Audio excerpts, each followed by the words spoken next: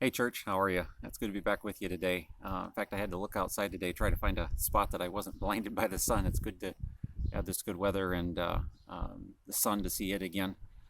We're gonna take a little detour today from the things that we've been doing in the 5 by 5 reading, 5 by 5 reading, and look at Acts chapter 2 for just a moment today. Michelle and I were reading through our devotional last night and felt that the things that we were reading really applied to what we're going through in our day.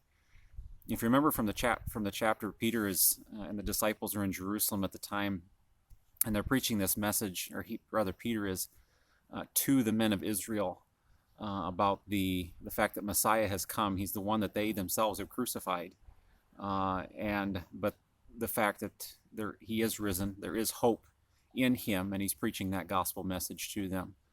And from that text is kind of the basis of this devotional today. It was for March 31st, but I wanted to read it for today. It's talking about the cross and about redemption and how those things relate to our time. It says this. It says the cross is evidence that in the hands of the Redeemer, moments of apparent defeat become wonderful moments of grace and victory. And the author continues. It says at the center of a biblical worldview is this radical recognition: the most horrible thing that ever happened was the most wonderful thing that ever happened. We consider the cross of Jesus Christ. Could it be possible for something to happen that was more terrible than this? Could any injustice be greater? Could any loss be more painful? Could any suffering be worse? The only man who ever lived a life that was perfect in every possible way, who gave his life for the sake of many, and who willingly suffered from birth to death in loyalty to his calling, was crucified and publicly murdered in the most vicious of ways. How could it happen that the Son of Man could die? How could it be that men could capture and torture the Messiah?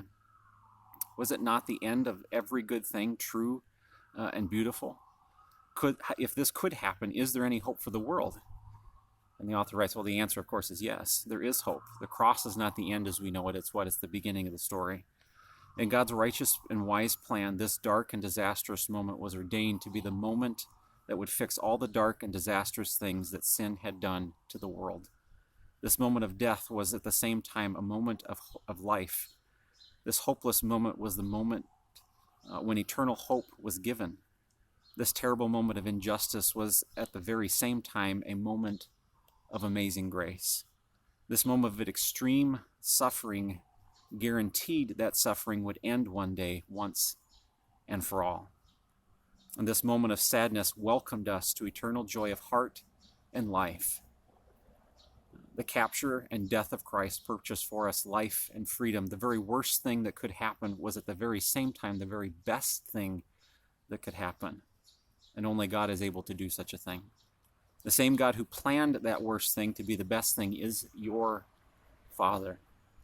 He rules over every moment in your life, and in powerful grace is able to do for you just what he did in redemptive history.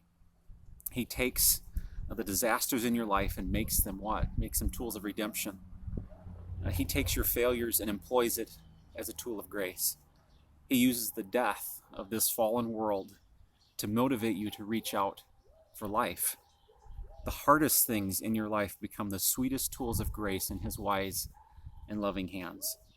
So be careful how you make sense of your life. What looks like a disaster may, in fact, be grace. What looks like the end may be, rather, the beginning. And what looks hopeless may be God's instrument to give you real and lasting hope. Your Father is committed to taking what seems so bad and turning it into something that is very, very good. And I hope that encourages you today as you're in the things that you're going through presently.